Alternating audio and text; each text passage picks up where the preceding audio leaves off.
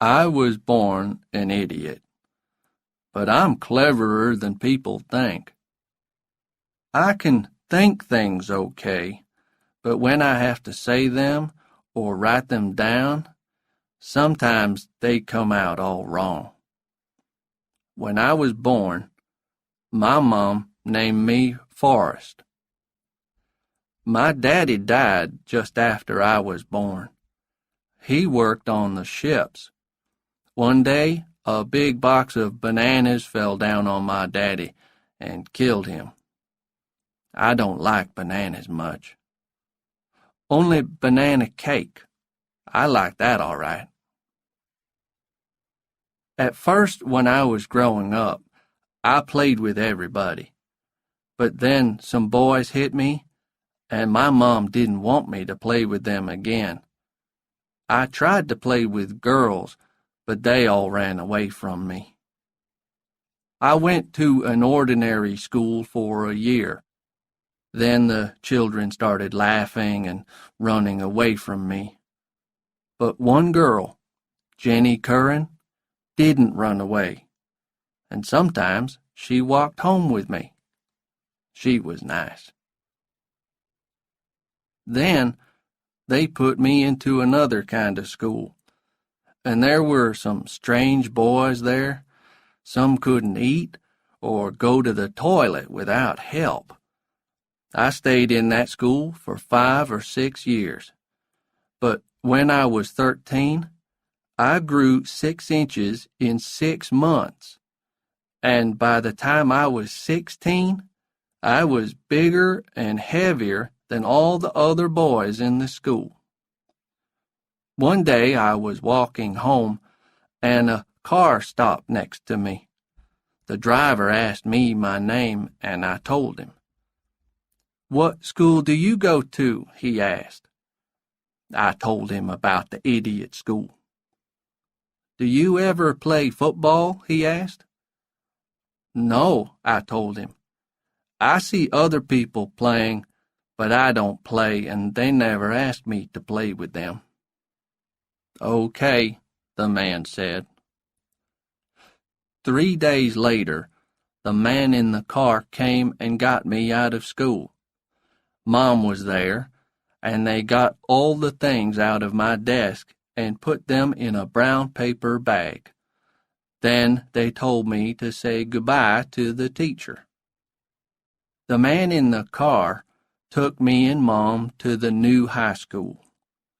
There, an old man with gray hair asked me lots of questions, but I knew that they really wanted me to play football. The man in the car was a football coach called Fellers. Coach Fellers asked me to put on a football suit, then asked me to undress and dress again, 20 times, until I could do it easily. I began to play football with the high school team, and Coach Fellers helped me. And I went to lessons in the school. One teacher, Miss Henderson, was really nice. She taught me to read. And who do you think I saw in the school cafe? Jenny Curran. She was all grown up now, with pretty black hair, long legs, and a beautiful face. I went and sat with her, and she remembered me.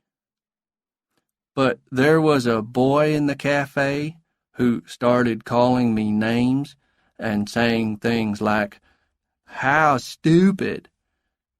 Then he threw some milk at me, and I jumped out of my chair and ran away. A day or two later, after school in the afternoon, he and his friends came up to me and started pushing and hitting me. Then they ran after me across the football field. I ran away fast. I saw that Coach Fellers was watching me. He had a strange look on his face, and he came and told me to put on my football suit. That afternoon, he gave me the ball to run with. The others started running after me, and I ran as fast as I could. When they caught me, it needed 8 of them to pull me down. Coach Fellers was really happy. He started jumping up and down and laughing. And after that, everybody liked me. We had our first game, and I was frightened. But they gave me the ball, and I ran over the goal line 2 or 3 times. People were really kind to me after that. Then something happened which was not so good. I want to take Jenny Curran to the cinema, I told Mom one day. So she phoned Jenny's mom and explained. Next evening, Jenny arrived at our house, wearing a white dress and with a pink flower in her hair. She was the prettiest thing that I ever saw. The cinema was not far from our house. Jenny got the tickets, and we went inside. The film was about a man and a woman, Bonnie and Clyde, and there was a lot of shooting and killing. Well, I laughed a lot, but when I did this, people looked at me, and Jenny got down lower and lower in her place. Once, I thought she was on the floor, and I put my hand on her shoulder to pull her up. But I pulled her dress, and it came open, and she screamed. I tried to put my hands in front of her because there were people looking at us. Then 2 men came and took me to an office. A few minutes later, 4 policemen arrived and took me to the police station. Mom came to the police station. She was crying, and I knew that I was in trouble again. And I was in trouble. But I was lucky. Next day, a letter arrived from a university. It was good news. If I played in their football team, there was a place for me in school there. And the police said, "Well, that's okay with us, just get out of town." So the next morning, Mom put some things into a suitcase for me and put me on a bus. She was crying again. But they started the bus, and away I went. Chapter 2. Life at University. When we got to the university, Coach Bryant came to talk to us. "Last man to get to the practice field will get a ride there on my shoe," he shouted at us. And he meant it when he said that kind of thing. We soon learned that. The building that I went to live in was nice on the outside, but not on the inside. Most of the doors and windows were broken, and the floor was dirty. I lived in a room with a man called Curtis. He crashed into the room with a wild look in his eyes. He wasn't very tall, but he was very strong.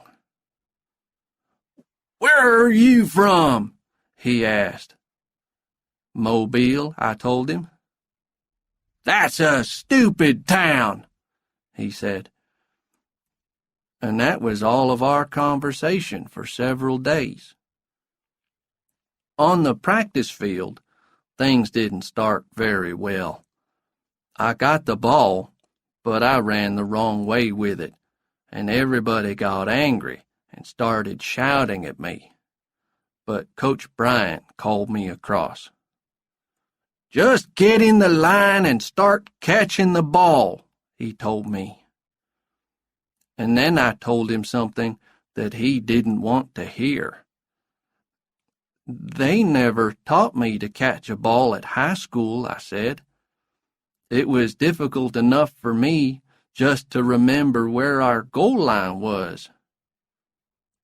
I don't think he was very pleased, but he started to teach me to catch.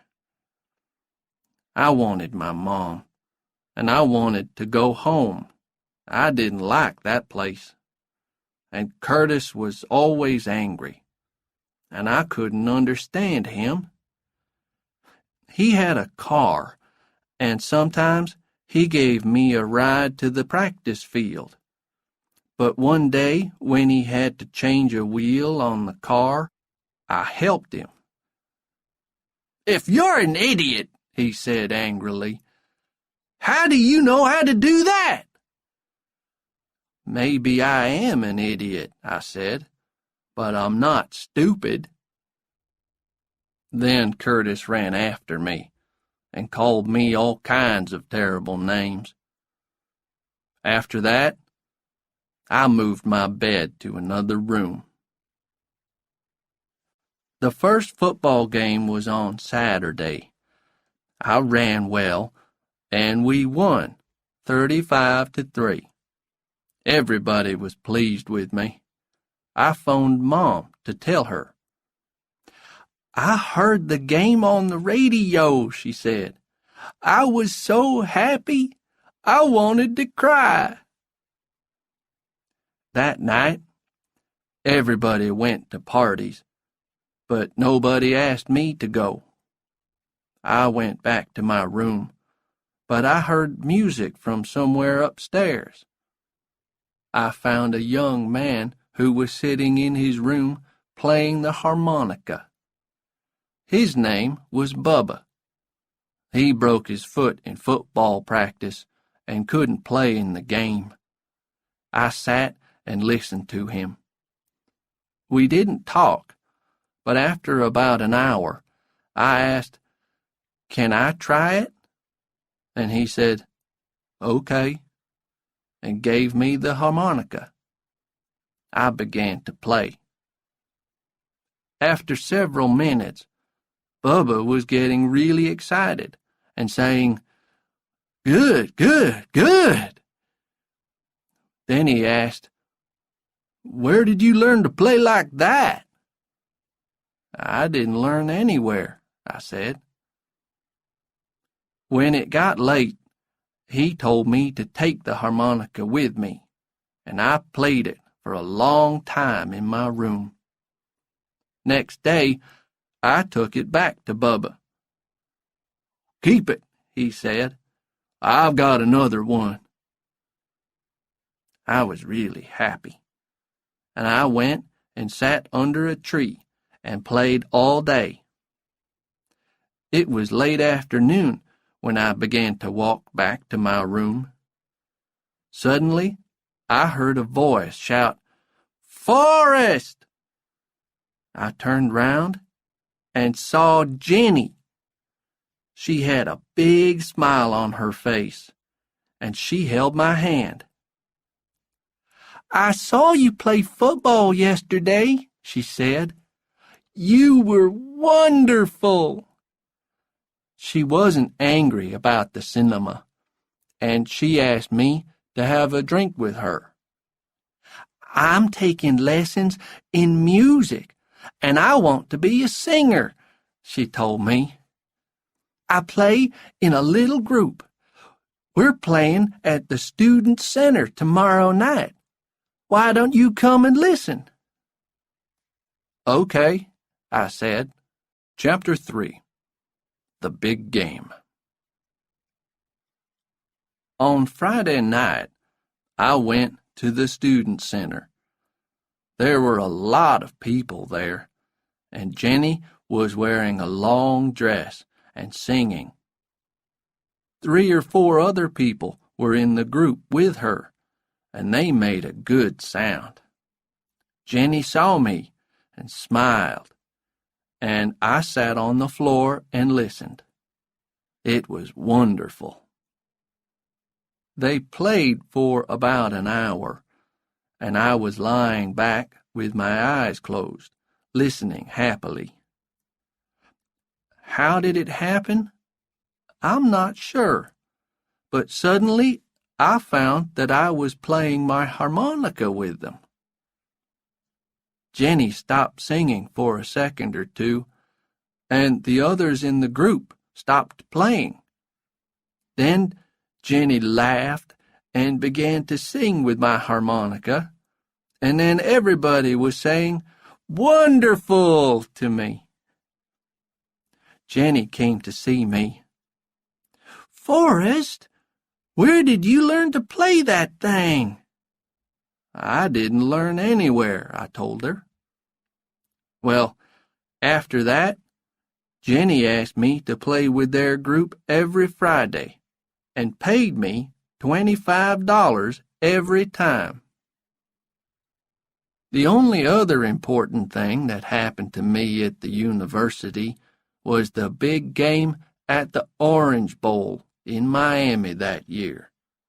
It was an important game which Coach Bryant wanted us to win.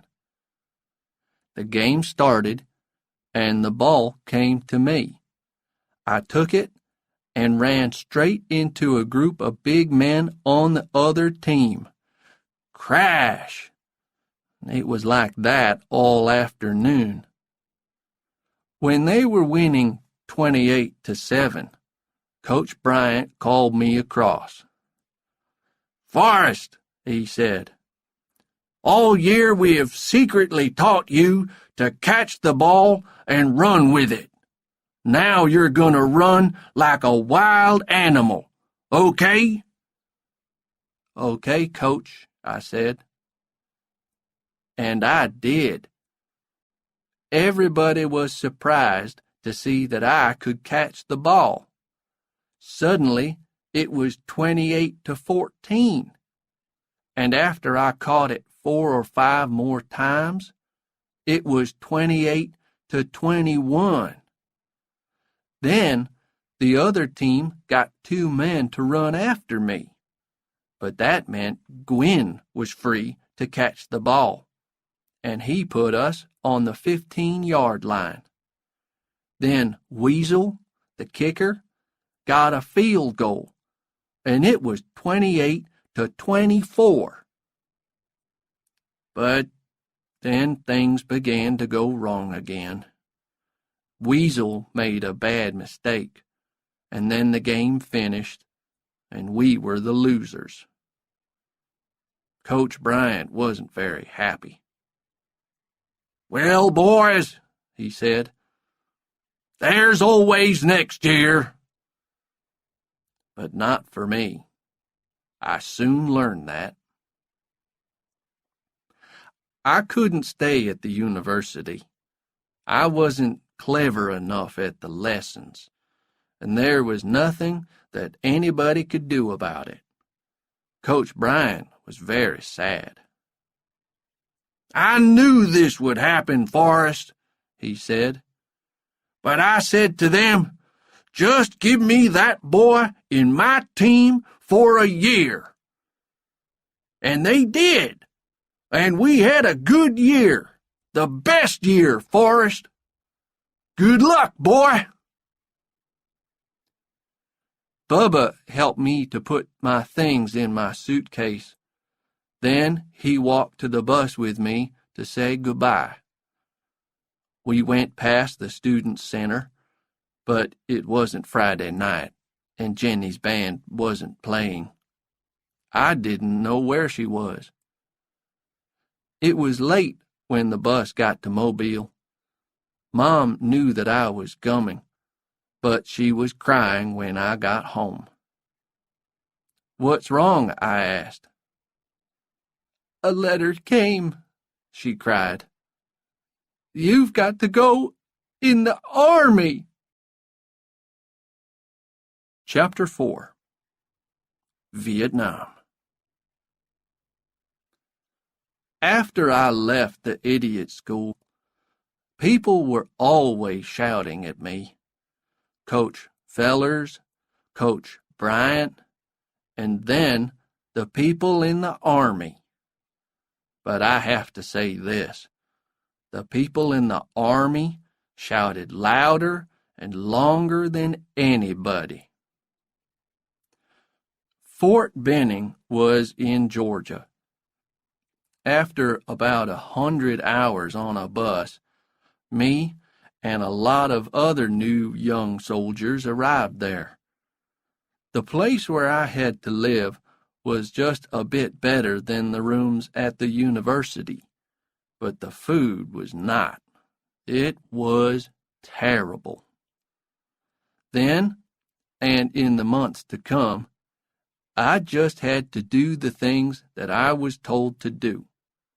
They taught me how to shoot guns, throw hand grenades, and move along the ground on my stomach. One day, the cook was ill, and somebody said, "Gump, you're going to be the cook today." "What am I going to cook?" I said. "How do I cook?" "It's easy," said one of the men. "Just put everything that you see in the food cupboard into a big pot and cook it." "Maybe it won't taste very good," I said. "Nothing does in this place," he said. He was right. Well, I got tins of tomatoes, some rice, apples, potatoes, and everything that I could find. "What am I going to cook it in?" I asked one of the men. "There are some pots in the cupboard," he said. But the pots were only small. "You've got to find something," one of the other men said. "What about this?" I asked. There was a big metal thing about 6 feet tall and 5 feet round, sitting in the corner. "That's the boiler. You can't cook anything in that." "Why not?" I asked. "It's hot. It's got water in it." But the men had other things to do. "Do what you like," they said. So I used the boiler. I put everything in it, and after about an hour, you could smell the cooking. It smelled okay. Then the men came back, and everybody was waiting for their dinner. "Hurry up with that food, Gump! We're hungry!" they shouted. Suddenly, the boiler began to shake and make noises, and then it blew up. It blew the food all over us, me, and all the men who were sitting at the tables. "Gump!" they screamed. "You're an idiot!" But I already knew that. After a year, we went to Vietnam to fight in the war. One evening, we went to have a shower. The showers were just a long hole in the ground for us to stand in, while somebody threw water over us. We were standing in it when suddenly there was a strange noise. Then the ground began to blow up all round us. We threw ourselves onto the floor of the shower hole, and somebody started screaming. It was some of our men on the far side of the hole, and there was blood all over them. Then everything went quiet again, and after a minute or two, the rest of us climbed up out of the hole. The enemy soldiers tried to blow us up for the next 5 nights. And then it stopped. But it was time for us to move up north to help some of our other men in the jungle. We went in helicopters, and there was smoke coming up out of the jungle when we got there. The enemy started shooting at us before we got on the ground, and they blew up one of our helicopters. It was terrible. People on fire, and nothing that we could do. It was almost night before we found our other soldiers in the jungle. And who do you think one of them was? It was Bubba. Well, in between the shooting, Bubba told me about himself.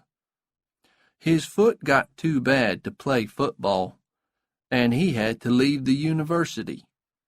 But his foot wasn't too bad for the army to get him, and here he was. "What happened to Jenny Curran?" I asked. "She left school and went off with a group of people who were against the war," he said. Chapter 5. Danger in the Jungle. There was a little valley between two hills. We were on one hill, and the enemy was on the other. Then we got orders to move the machine gun about 50 meters to the left of the big tree that was in the middle of the valley, and to find a safe place to put it before the enemy blew us all up. We found a place to put the gun and stayed there all night. We could hear shooting all round us, but they didn't hit us.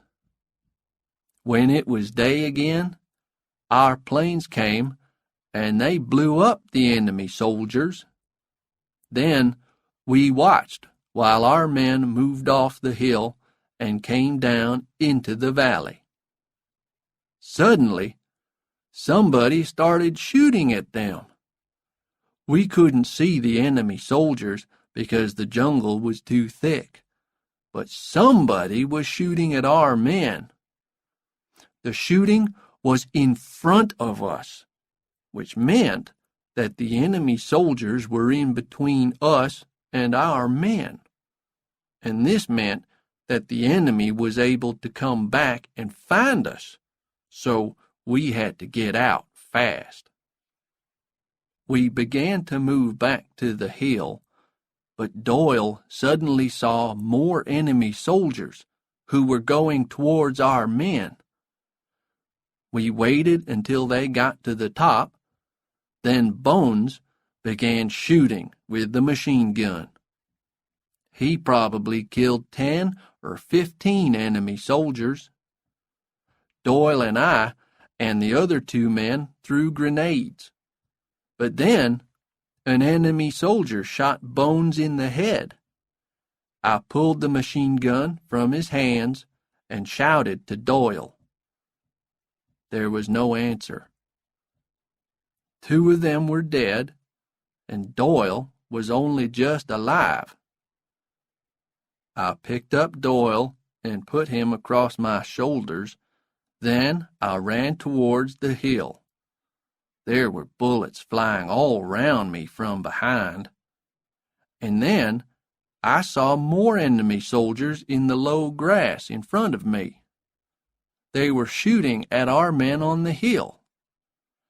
I ran fast, shouting and screaming as loudly as I could. And suddenly, I was in the middle of our soldiers, and everybody was pleased and hitting me on the back. My shouting and screaming frightened the enemy soldiers away. They just ran. The weeks went past slowly. I got a letter from my mom, and I wrote back to her that everything was okay. I also wrote a letter to Jenny Curran and asked Mom to ask her parents to send it on to her, but I didn't get a reply. Bubba and I decided that we would get a shrimp boat when we got home again and catch shrimps and make a lot of money. Bubba planned it all. It started to rain one day, and it didn't stop for 2 months. but we still had to look for enemy soldiers.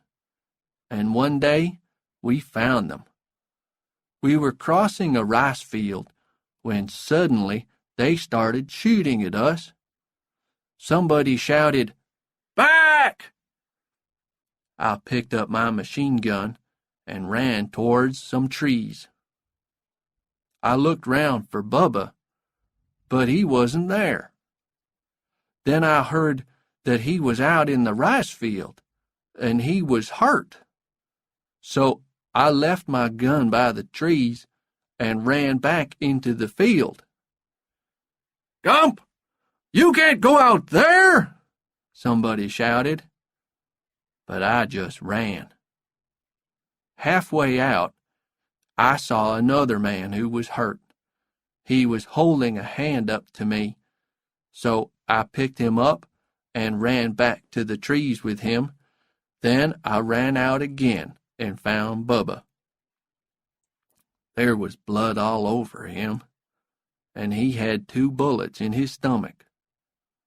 He looked up at me and said, "Forrest, why did this happen?"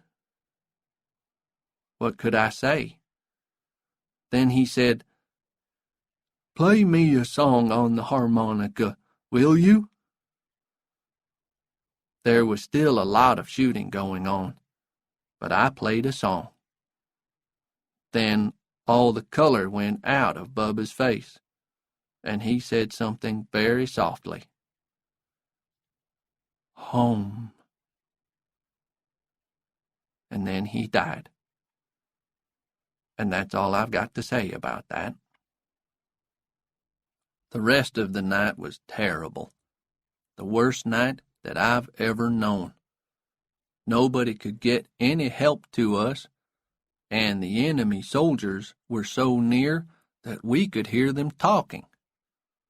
Then, when it got light, an American plane came and used fire throwers on the enemy, and almost on us. Suddenly, the trees were on fire, and men were running out of the jungle with burned skin and clothes. During all of this, somebody shot me in the back of the leg, but I can't remember when it happened. It didn't matter. Nothing mattered. Bubba was dead. The shrimp business idea was dead with him. I just wanted to die, too. Then our helicopters came, and the enemy soldiers who were left ran away. An hour later, I was out of there and on my way to the hospital in Da Nang. Chapter 6. The White House. I was at the hospital for 2 months. After the first few weeks, my leg was getting better, and one day I went down into the little town, to the fish market. I bought some shrimps, and one of the cooks at the hospital cooked them for me. 2 days later, I went back to the fish market and talked to a man who was selling shrimps. "Where do you get them?" I asked him. He immediately started talking fast in a language that I couldn't understand. But he took me somewhere, past all the boats and the beach. There, he took a net and put it in the water. When he took it out again, it was full of shrimps. Every day for the next few weeks, I went with Mr. Chi, that was his name, and watched him while he worked. He showed me how to catch shrimps with the net, and it was so easy that an idiot was able to do it, which I did. Then one day, I got back to the hospital, and a Colonel Gooch said, "Gump, we're going back to America together. You're going to see the President of the United States, and he's going to give you a medal because you were very brave." There were about 2,000 people waiting for us at San Francisco Airport when we got off the plane. What a surprise! A lot of them had beards and long hair. I thought perhaps they were there to welcome us, but I was wrong. They were shouting unpleasant things. And then somebody threw a tomato at Colonel Gooch, and it hit him in the face. He tried to clean it off and not look angry, but I didn't want to wait for them to start throwing things at me. No, sir. I started running. The people ran after me, all 2,000 of them, but they couldn't catch me. I ran all round the airport, and then I ran into a toilet and locked the door. I waited in there for almost an hour before I came out again. I went to look for Colonel Gooch, and I found him in the middle of a group of policemen. He was looking very worried until he saw me.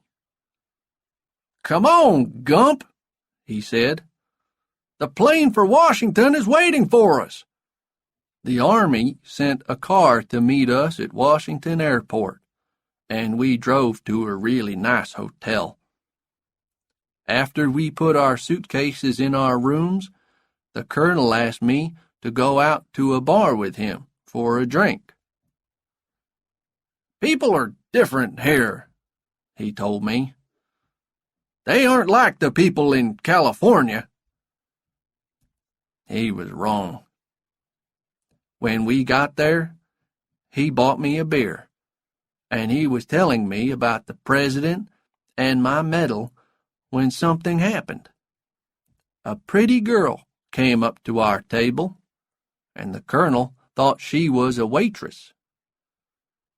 "Get us 2 more drinks, please," he said.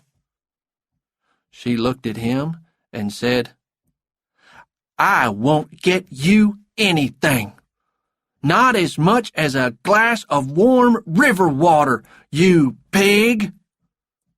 Then she looked at me and said, "And how many babies have you killed today, you big ape?" Well, after that, we went back to the hotel. Next morning, we got up early and went to the White House, where the president lives. It's a really pretty house with a big garden. A lot of Army people were there, and they immediately started shaking my hand and telling me that I was a brave man and that they were pleased to meet me. The president was a great big old man who talked like somebody from Texas, and there were a lot of people standing round him in the flower garden. Then an Army man started to read something, and everybody listened. Everybody but me, because I was hungry and wanted some breakfast. At last, the Army man finished reading, and then the president came up and gave me the medal. After that, he began to shake my hand. I was just thinking of getting out of there and having some breakfast when the president said, "Boy, is that your stomach making that noise?" So I said, "Yes." And the president said, "Well, come on, boy. Let's go and get something to eat." And I followed him into the house, and a waiter got us some breakfast. The president asked me a lot of questions about Vietnam and the Army, but I just said, "Yes, it's okay," or shook my head to say no. And after several minutes of this, we were both silent. "Do you want to watch TV?" the president asked suddenly. So, me and the President of America watched TV while I ate my breakfast. Later, when we were back in the garden, the president said, "You were hurt, weren't you, boy? Well, look at this." And he pulled up his shirt and showed me the place on his stomach where he was hurt once. "Where were you hurt?" he asked me. So I pulled down my trousers, turned round, and showed him. Well, lots of newspaper men started taking photographs before Colonel Gooch could run across and pull me away. That afternoon, back at the hotel, he came to my room shouting and throwing newspapers onto the bed. And there I was, on the front page, with my trousers down. "Gump, you idiot!" shouted Colonel Gooch. "Yes, sir," I said. "That's what I am. But I just try to do the right thing."